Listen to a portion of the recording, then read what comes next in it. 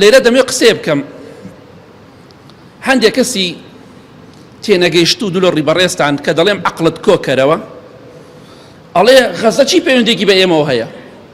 ئەمڕۆ غەزە ئێلانەی بانی وڵاتێتر بێ موسڵمان. باشە من پرسیار لە تۆ دەکەم، تۆڵێ پەیوەندی بە منەوە نییە.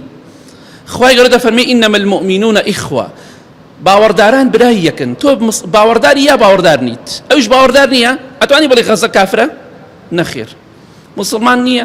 وەک تۆ ناڵێ لا ئیلاهە ئیلا الله، وەک تۆ شایەتمان ناهێنێ، وەک تۆ نوێژ ناکە، چۆن پەیوەندی بە تۆ نییە؟ خوا دەفەرمێ باوەڕداران برای یەکن، ئیتر هەر زمانێکیان هەبێ کەواتە برای تۆیە. ئەمە خاڵی یەکەم. خاڵی دووەم، زۆربەی مامۆستایان ئاینی ئەم کوردستانە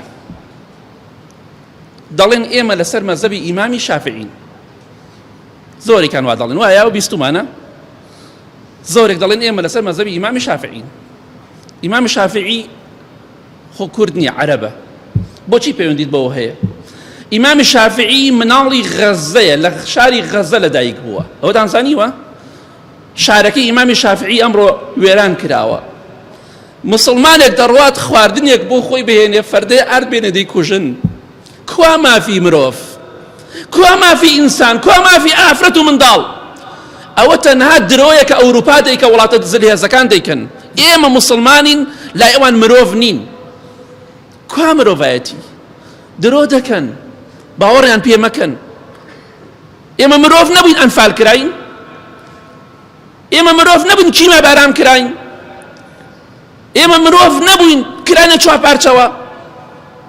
درۆ دەلەسێ، باوەڕ بەوانە مەکەن. ئەوانە پشیلە بەخێوەکەن، نازام چی بەخێوەکەن، هەمووی خەڵەتاندنی چاوی تۆیە. پیاوێک دەبینی بە هەزارەها و بە ملیۆنها دەفتەری هەیە، دەوڵەمەنە یا بەرپرسە، ئەچێ مۆبایلێک و مۆبایلەکەی دایکت و نەنکت دێنی ئەوە ئەیگرێ بەدەستەوە لەبەر کامیرا، ماشەڵڵا فڵان کەس پیاوێکی سادەیە. کورە تۆ بۆ نەفەقیری، بۆ نەداماوی، تۆزێ عەقڵت کۆکەرەوە. سادەی چی؟ ئەوە تەنها بۆ خەڵەتاندنی تۆیە. ئەڕاتە سیارەیەکی شڕەوە ڤیدۆیەکم بکەن با منا خەڵکی پێ بخەڵەتێن. تۆزێ عەقڵت کۆکەرەوە. ئینسانە بێ عاقڵ و تێگەشتوو بێ. بەڕاستی پەیوەندی بە ئێمەوە هەیە. خاڵێتر ئەڵێن کاتێککە ئێمە لێمان قەوما بۆ غەزە دیفاعی لە ئێمە نەکرد، حەقمان چێ بەسەریانەوە. منیش وەڵامی تۆ ئەدەمەوە، ئەگەر مەبەستە 1916 بێ سایز بیکۆ کراوە، کاتێککە کوردستان کراوە چوار پارچەوە، ئەمانەی کە ئێستا کوژراون و برسی دەکرێن هیچیان لەدایک نەبوونە، هیچیان ئەو کاتە نەبوون تا دیفاع لە تۆ بکەن، تۆش نەبووی. ئەگەر مەبەست کاتی ئەنفال و هەڵەبجەیە، بە هەمان شێوە ئەو هەموو مناڵی کە کوژرا و برسی کراو مرد، ئەو کاتە لەدایک نەبوونە. ئەو پیاوانەی کە کوژراون زۆربەیان ئەو کاتە هەر مناڵ بوونە یا لەدایک نەبوونە.